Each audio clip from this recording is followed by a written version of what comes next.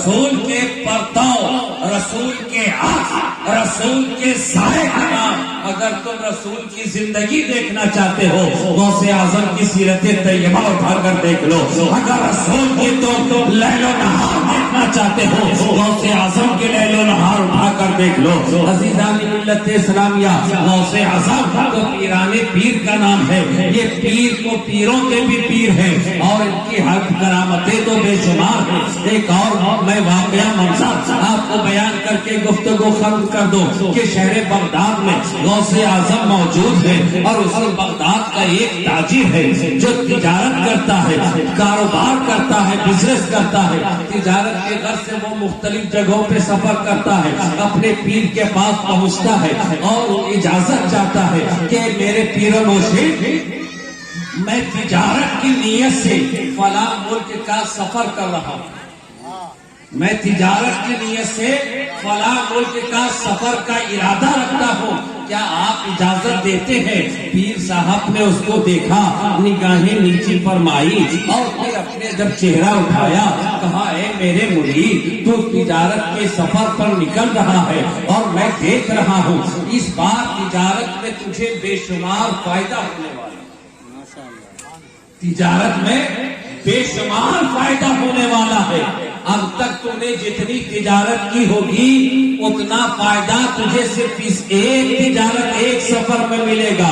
پیر مرید بھی بڑا خوش ہوا، لیکن پھر آہستہ سے پیر صاحب نے کہا، فائدے تو بے شمار ہیں، تجھے منافع تو بہت ہوگا، لیکن بات یہ ہے کہ میں تجھے اجازت نہیں دے سکتا، اس لیے کہ میری نگاہیں ولایت دیکھ رہی ہے کہ اس سفر میں تجھے خطرہ ہے، تیرے جان جانے کا اندیشہ ہے، جب تو سفر سے لوٹ رہا ہوگا، جب تو بے شمار فائدے کے ساتھ لوٹ رہا ہوگا تو راستے میں تجھے قتل کر دیا جائے گا، تیری زندگی ختم ہو جائے گی، تیری جان چلی جائے گی، اس لیے میں تجھے اس سفر کی اجازت نہیں دے سکتا ہوں، اس مرتبہ تو سفر کا ارادہ ترک کر دے۔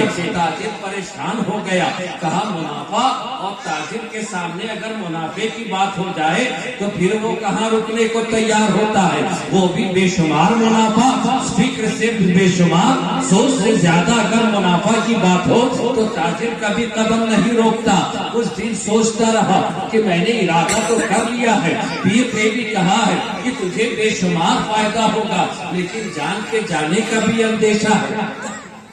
ارادہ کرنے کے بعد کہا چلو پیر صاحب سے تو مل لیا، اب بغداد میں صرف پیر ہی نہیں بلکہ پیرانے پیر بھی تو ہیں، چلے ان کی بارگاہ میں چلتے ہیں، ان سے اجازت لے لیتے ہیں۔ وہ تاجر غوث اعظم کی بارگاہ میں پہنچا، اس نے حالات بیان کیے، وقت بیان کیا کہ میں سفر کے تجارت کے ارادے سے سفر کی ابتدا کرنا چاہتا ہوں۔ غوث اعظم نے اسے اجازت دے دی۔ پیر مرید نے کچھ نہیں بتایا کہ میں پہلے اپنے پیر کے پاس پہنچا تھا، انہوں نے ایسا کہا ہے ویسا کہا ہے، اس نے کچھ نہیں بیان کیا، صرف اتنا کہا کہ غوث اعظم، اے پیرانے پیر، میں تجارت کی نیت سے سفر کا ارادہ رکھتا ہوں، سفر کے لیے جانا چاہتا ہوں۔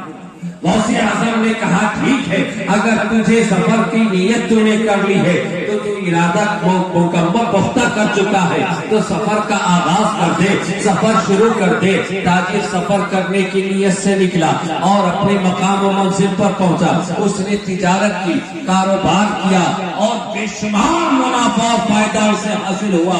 فائدہ حاصل ہونے کے بعد سفر سے پلٹ کر آتا ہے، راستے میں کہیں اس کا مال چھوٹ گیا اور وہ آگے بڑھ گیا، آنکھ لگ گئی، خواب میں دیکھتا ہے کہ میرا مال لٹ چکا ہے اور مجھے قتل کر دیا گیا ہے، مجھے تہے تیز کر دیا گیا ہے، میرے جسم کے ٹکڑے ٹکڑے کر دیے گئے ہیں۔ خواب میں وہ دیکھتا ہے، اچانک نیند کھلتی ہے، پریشان ہو جاتا ہے، اتنا بھیانک خواب، اتنا ڈراؤنا خواب کہ جان سے ہاتھ دھونا پڑ گیا، لیکن پھر دل میں مطمئن بھی ہوتا ہے، ہوش بھی ہوتا ہے کہ میں نے یہ سارا معاملہ خواب میں دیکھا ہے، یہ ساری باتیں خواب میں تھی اور میں صحیح اور سالم ہوں، میں صحیح سلامت ہوں۔ فوراً مال کا خیال آیا کہ مال تو میرا چھوٹ چکا ہے. پلٹ کر اس دوسری پیچھے لوٹا, دیکھا ایک جگہ پر مال محفوظ ہے.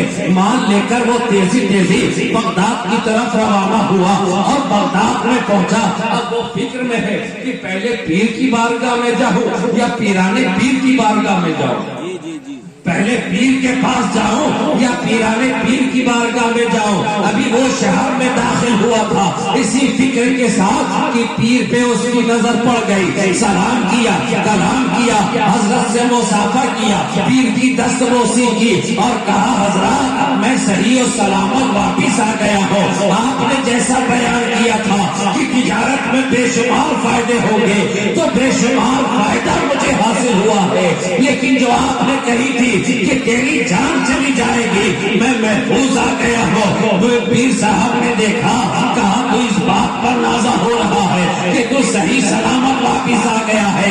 ارے جلدی کر جلدی اور پیرانے پیر کی بارگاہ میں جا, اس لیے کہ جو تو خواب میں دیکھ کر آ رہا ہے وہی تیری زندگی کی حقیقت تھی.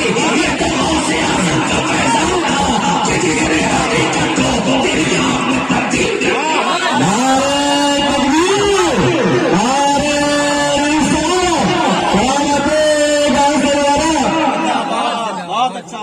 جو تو خواب میں دیکھ کر آیا ہے یہی تیری زندگی کی حقیقت تھی, اور میں نے جو کچھ بیان کیا تھا وہ بالکل حق تھا. یہ تو غوث اعظم کی نگاہ ولایت کا اثر ہے. کیوں یہ غوث اعظم کی نگاہ ولایت کا اثر ہے کہ تیری زندگی میں حقیقت میں جو موت ہونے والی تھی غوث اعظم نے تیری تقدیر کو بدل کر اس حقیقت کو خواب میں بدل دیا.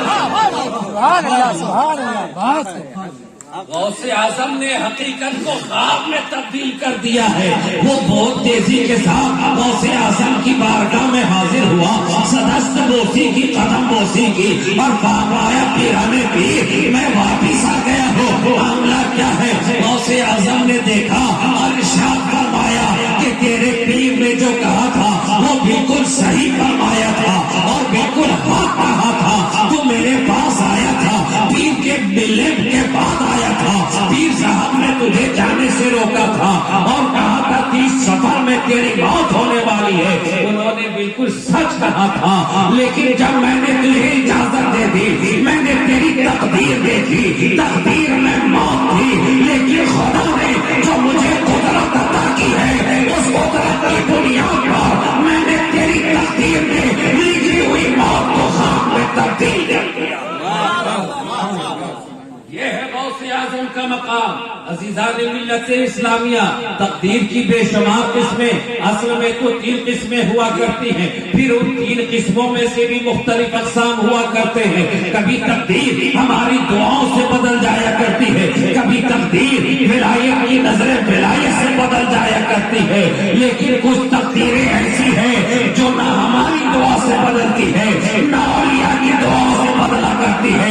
لیکن غوث اعظم وہ شخصیت و ذات کا نام ہے کہ جو تقدیر دیگر انبیاء اولیاء کرام نہیں بدل سکتے ہیں, غوث اعظم کی نگاہوں سے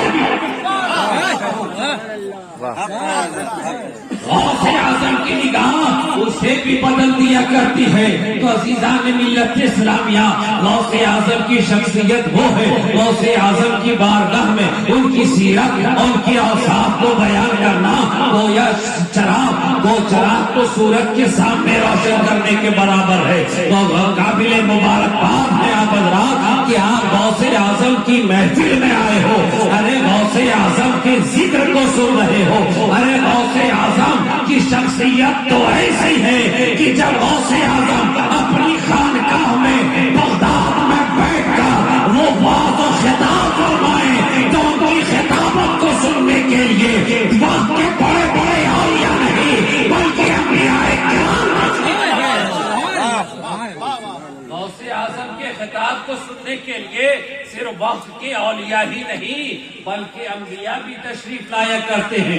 عزیزان ملت اسلامیہ, وقت کی قلت دامنگیر ہے, وقت ہو چکا ہے، وہ انشاءاللہ تعالی پھر کبھی موقع ملا تو میں گفتگو دراز کرنے کی کوشش کروں گا۔ آج صرف اتنا ہی کہ آپ قابل مبارکباد ہیں، آپ غوث کے دیوانے ہیں، غوث کے چاہنے والے ہیں، غوث کے وفادار اور غلام ہیں، تو پریشان ہونے کی ضرورت نہیں ہے۔ تم دنیا کے کسی کونے میں رہو، پریشانی کے عالم میں تم اپنے دل سے غوث اعظم کو آواز لگاؤ۔ غوث اعظم مشکل کشا، اتنے مشکل کشا کا نام ہے، تم مشکل میں آواز لگاؤ، غوث اعظم تمہاری مشکلات دور کرتے ہیں۔ غوث اعظم تمہاری مشکلات آسان کرتے نظر آئیں گے۔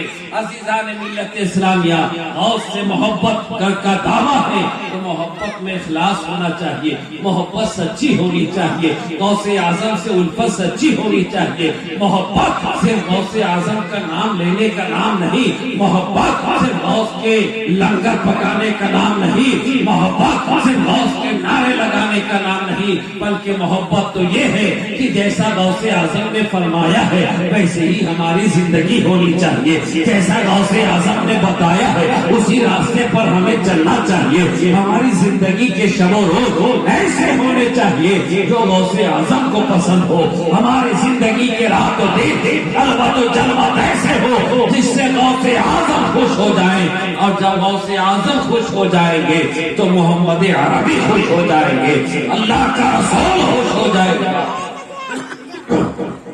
اور جب رسول خوش ہوں گے تو خدا خوش ہو جائے گا۔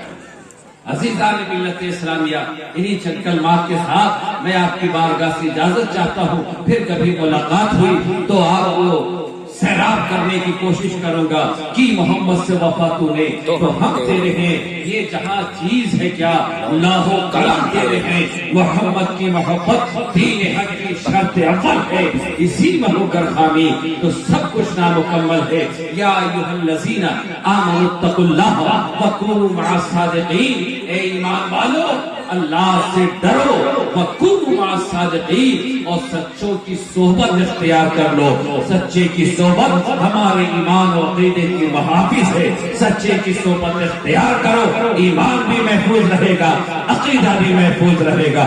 وآخر دعوانا الحمدللہ رب العالمین۔